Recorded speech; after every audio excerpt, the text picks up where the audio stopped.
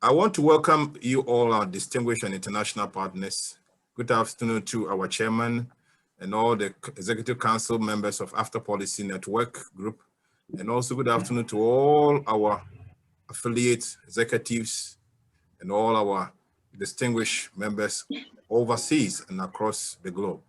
This afternoon, we are gathered here as part of implementation process of the African Continental Free Trade to see its success in every front and every dimension we have to look at. And so we cherish every participant and we cherish every speaker. Our focus today has to do with the rules of origin, which is very, very important and one of the bellies of the agreement. And we are very happy that seasoned speakers have accepted our invitation to enlighten us.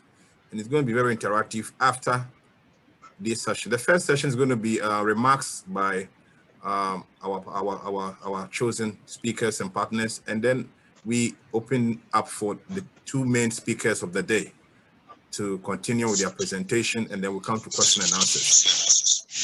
Mr. Akoto is in charge of tariffs and tariffs after tariffs in Ghana here with the GRA. He has been very, very instrumental, and he's still very, very instrumental here. He barely have time. But Mr. Akoto, you take on from here and take us through the practicality. People do ask questions. Why is it that it's free? I go to the customs and I'm paying. People still don't get the differences. So let's welcome Mr. Akoto. Take off from where Unami left on the procedures for implementation. First of all, I would like to touch on the tariff concessions and dismantling schedules. Even though this is not within the remit of customs, but there are things that concerns us and which we need to understand. That's why probably the chairman is mentioning issues that he's talking about. So at the start, unfortunately, I can't share my screen because I'm talking from points just noted. And my presentation almost fell in line with what Unami presented. But let me talk on the tariff concessions and the dismantling schedules as a continuation to what she has presented. And let me inform participants that the following customs unions and state parties or member states have made the following offers to the AU. And first of all, we have the CIMAC group. They have made a total tariff offer of 90%. And when you analyze the rules that have been agreed on under the rules of origin that Unami spoke about, it makes about 95.9%. It means you should be able to trade with up to 95.9% of what they have offered. Tariff lines. Then the ESC has also submitted offers up to 79.3%.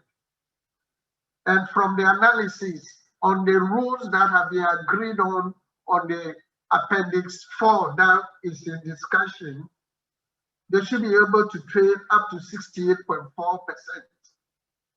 And then the ECOWAS has made a submission up to 90% of their tariff lines. And on analysis, we cannot trade up to about 72.7% with others. The SACU has submitted 75.9% of their tariff lines. And when you analyze, they should be able to trade up to 75.9% of the Appendix 4 that has been agreed on. Then we have DR Congo as a state party. They have also offered 90%, and they can trade up to 71.1% of the rules that have been agreed on. Egypt has also made offers, but the analysis has not been completed yet, so I cannot give you figures on that. Madagascar has offered 90.8%, which boils down to 74.5% that they can trade on in the agreed rules. Malawi has 90.8%, and they can trade up to 73.7%. We have Mauritius, they have also offered 90.8%, and you can trade up to 70.7%. Sao Tome and Principe has offered 76.4%. The analysis on the rules that have been agreed on has not been done yet. Seychelles has offered 96.2%. And then when you analyze, they can trade up to 78.5%. And lastly, Zambia has offered 91.5%. And when you analyze, they can trade up to 79.5%. And what does all this mean to us?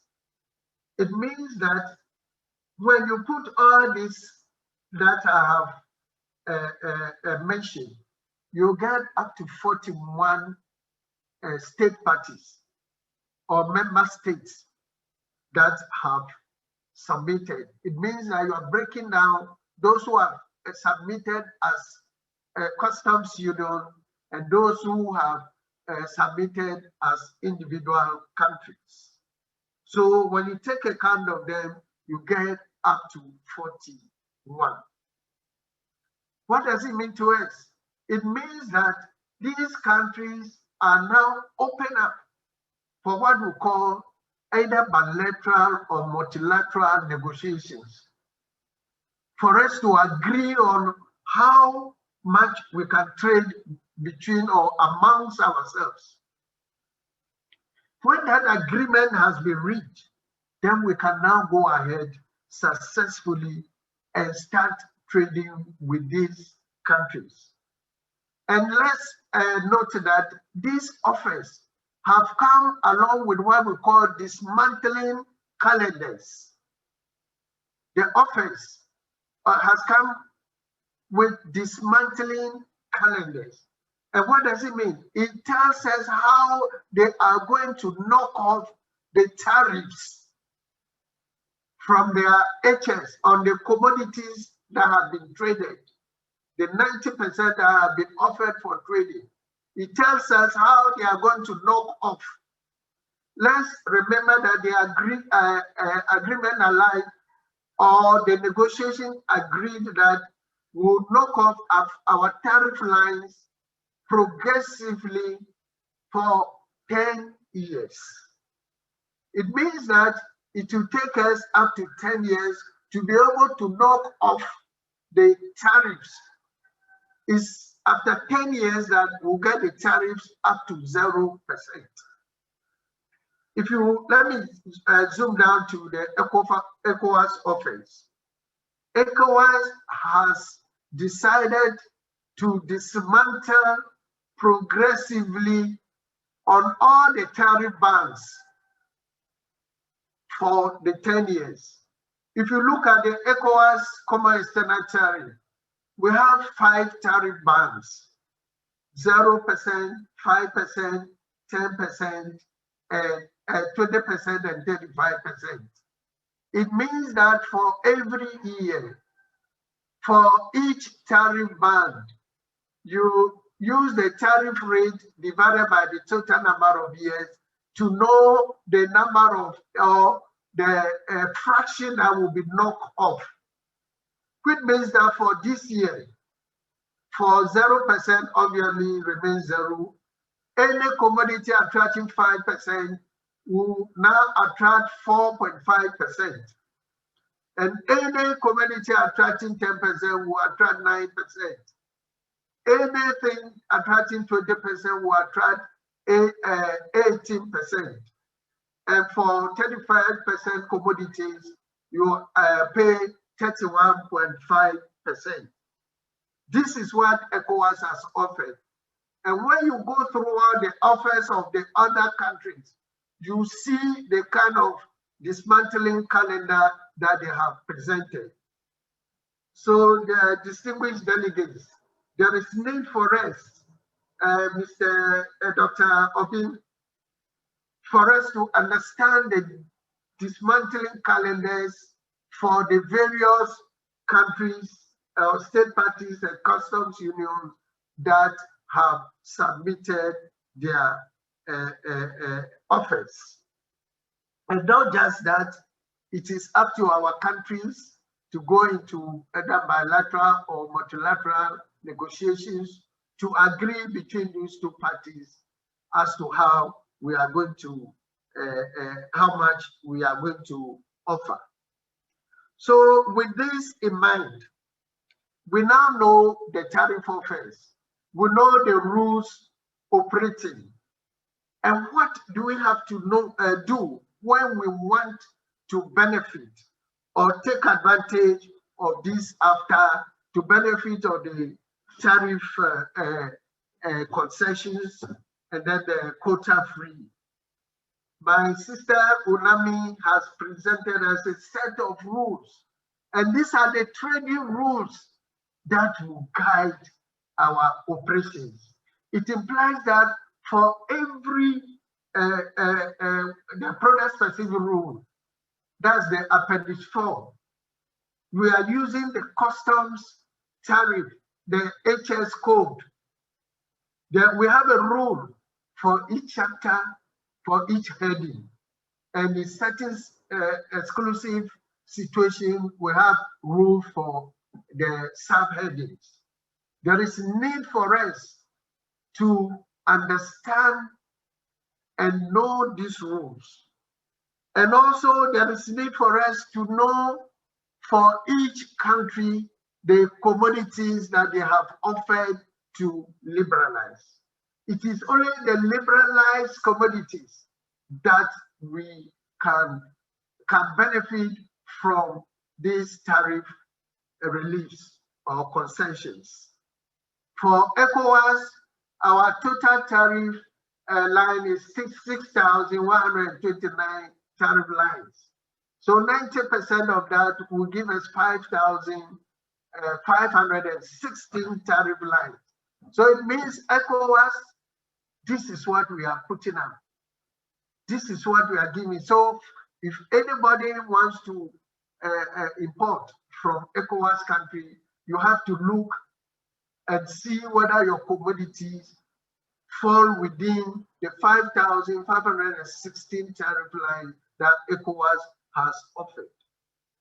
And let me mention that the negotiations were done up to the 6-digit heading level. You know, we in ECOWAS, we have up to 10-digit codes, but the negotiations were done up to the 6-digit heading level, which is universal to all over the world. It means that we shouldn't have any issues of this country saying, I have my 10-digit code, I have 12-digit code, I have 8-digit code. No, the 6-digit is what? Applicable to all and everyone. So for you to be able to export to a state party with all the necessary conditions met, there is need for you to have the necessary AFTA documentation. And Onami mentioned them. The first and foremost is that you should have an AFTA certificate of origin. An AFTA certificate of origin. Discussions have been held to agree on the form of that certificate of origin. I think the Secretariat is in the process of developing a prototype certificate that will be circulated, that should be same or uniform for all. And I'm sure within the shortest possible time, these prototype certificates samples will be sent out to all the countries, and will have to produce our certificates of origin in line with what the Secretariat has developed. The features and other security features, the fields and the security features have been discussed and agreed on and adopted by Summit. And also there is need for all the countries to make notification to the APTA Secretariat of who their designated competent authorities are. In Ghana, the government has decided that Customs Division of GRA is the designated competent authority. It means that we are going to issue the necessary certificates of origin.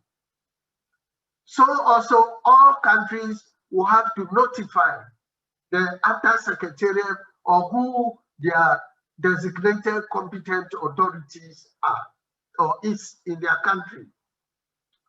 And also secondly, not just notify on the designated competent authority, we have to notify on the authorized officials, their names, signatures, and stamps of the designated competent authority, and also customs exit points or any country, the agency that is responsible for exports. Officials will have to sign and stamp these certificates of origin at the points of exit. These are all provisions on the certificate of origin. And we need to see all these things on the certificates before they can be accepted as to benefit from the reliefs. And I stress on this, on the certificate of origin, it should have been filled properly. It should be stamped and signed. The exporter will have to stamp and sign. The designated competent authority will have to stamp and sign. And so also should we see the stamp and signature of customs at the point of exit, or the agency that is responsible for exports in any state party. If you don't have this properly done, your consignments may not be accepted for tariff reliefs. And also the stamps and signatures, countries are supposed to notify. And let me say that a number of countries have notified on their authority, their signatures and stamps of officials that are responsible. We in Ghana are in the process of notifying as well. And I stress on this because it's very, very, very important. And you all understand why it is important that we verify these signatures and stamps so that we eliminate fraud in the system. And also, before an exporter can benefit from this or can even get a certificate of origin, you have to register as an exporter under AFTA. You have to be registered, and a registration reference number will be generated for you as a registered exporter under AFTA. And the requirement, one of the requirements is even that you have to be written to officially that you have registered and your reference number given to you. So if you want to be an exporter under AFTA, you have to register officially. And after registering, then you can apply for a certificate of origin. And like Yonami mentioned, certain exporters will be registered as approved exporters. and it comes with privileges. Just like probably if you are conversant with what we call authorized economic operator schemes, which some countries are operating, it means that you have to benefit from such privileges. So then you can use your origin declaration instead of applying for certificate of origin. You enjoy such a privilege. And also the focus of the AFTA is on women, youth, SMEs. So they can also take advantage and use what we call the origin declaration instead of going for what? Certificate of origin.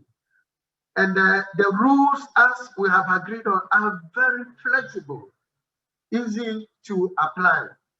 We should be very conversant with them. We should be conversant with the procedures that the various countries are putting in place. We, in Ghana, are developing a very comprehensive procedure that we are going to publish to all our economic operators that will guide them in their activities. And let me also mention that the Secretariat is in the process of finalizing the operational manual. We have an operational manual to guide economic operators how the rules of origin will operate. The manual will give you guidance as to how you go about it. I'm sure that in the next few months, the operational manual will be completed and it will be available to our economic operators. And this will give you good guidance in your operations. Mr. Chairman, I'm sure I've almost exhausted my time. Let me leave it here. When there are questions to address, I'll come and address them accordingly. Thank you very much. Thank you.